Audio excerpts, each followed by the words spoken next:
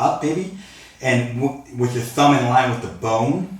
When he goes to use the knee, he moves it. My thumb stays in line because that'll make that grip feel unbeatable. When he puts the knee over, we throttle down, and he misses. When he misses, we clear the head. We go attach our body to Kimura, and we use a Kimura to sweep. Okay? And then I either go into the cross side, strong legs, yep, or the half guard. If I go into the half guard, that's fine. But if I go into the cross side with some leg work, it's an exceptional idea. So this idea of using the grip, and then when he brings it, the knee slams and we throttle down, whew, man, that's when we hit a Kimura. I'm a fan of Kimura from the half guard if I can bring his hand behind his back and not let his hand inside the thigh. How do I do that? One quick way is when I'm winning this battle and he goes to beat me with the knee, his knee gets busy. Go ahead and stomp on the wrist. Yep, he misses. His knee has weight, and so now he cannot bring the hand to the inside of the thigh because his knee is weighted. And now we quickly bring the arm behind the back. We look to roll him over. If you want to stay in a half guard, that's fine. If you want to use some leg work with the left leg, perfectly good scenario. That's how I like to use Kimura from the half guard. All going to start from a failed Williams into this scenario where we can go clamp. I try to go clamp, he blocks the knee. I win the battle of the wrist, I re-go clamp. I win the battle of the wrist, he brings it out to stomp the knee to kill my grip and win his grip back. I throttle down, move the head out, attach myself to Kimura, and wham, voila. We have an exceptional technique and string of scenarios to get us back into a very good position. Okay, well, we're going to take a look at an overhook guard. So I'm in my guard. I've won the pummeling battle, whether it's been proactively or reactively.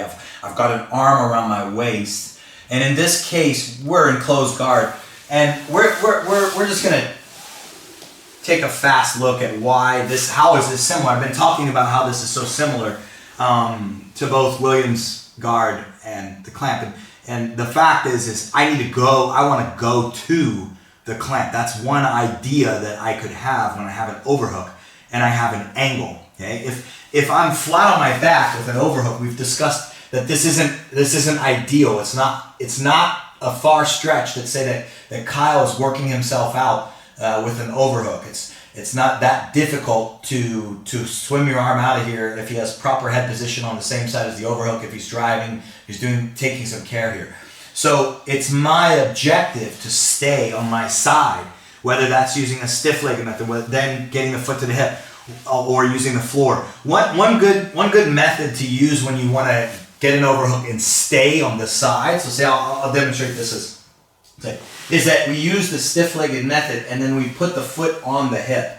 Because the foot on the hip, as long as my right foot is active on the back, it makes it so as Kyle tried to move to his right, yep, as he keeps moving, move to the right, buddy, it keeps me out to the side. You see how it's moving me as well.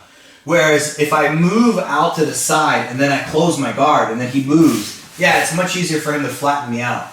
So when we have that overhook, it's not a bad idea to, once you move to the side, to keep your foot on the thigh. And it'll help you keep yourself out to an angle. All right, now, how can we attack from this overhook? Okay, there's several things that we might think about doing.